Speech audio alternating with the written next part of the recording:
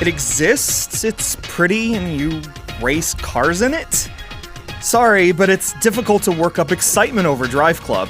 It's a bare-bones racing game in which thrills are in short supply. This is racing in its driest form, free of frills, and free of pressing reasons to invest in it for the long term. No, in spite of its attempts to drive competition by way of automated and player-issued challenges, Driveclub is a short-term game. There's no fuss, no under-the-hood tinkering, just basic time trials, races, and a few drift events. Driveclub introduces you to a variety of appealing vehicles and puts them to the test on a variety of intricate tracks. And in that sense, Driveclub succeeds. A Bentley Continental might be a lot heavier than the various Audis and Aston Martins, but they all feel great to drive. Your initial races won't demand so much of you, but if there's one thing Driveclub has a handle on, it's how to smartly increase the level of challenge, moving from hot hatches to sport vehicles and beyond, all while opening access to curvy tracks that won't forgive your silly cornering mistakes. When your primary conflict is with the track and its complexities, Driveclub induces the right kind of tension. It's all about the anxiety of the corner approach, followed by the relief of uninterrupted acceleration.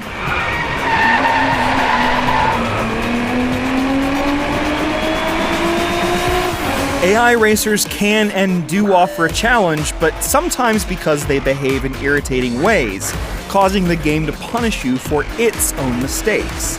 Your AI opponents are concerned above all else with the racing line, regardless of which car they drive. Their lack of adaptability later in the single-player tour is a problem.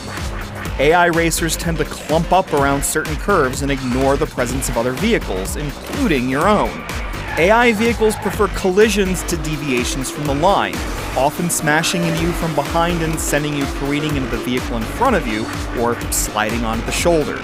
A collision or an overturned corner is damaging on its own in any racing game, but in Driveclub it's even more so. Should you veer too far from the pavement, or should the game determine that a collision is too violent, the game slows you down for several crucial seconds. In Driveclub, there's nothing more frustrating than a collision that is clearly not your fault, and the slowdown that follows. Online play removes the AI frustrations, but there's little more to say about it except that it functions, and it functions well.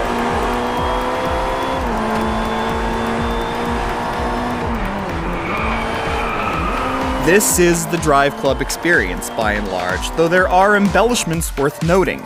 There are the clubs themselves, for example, which allow a half-dozen friends to come together, design a badge, create a personalized paint job, and invite other clubs to beat their race times.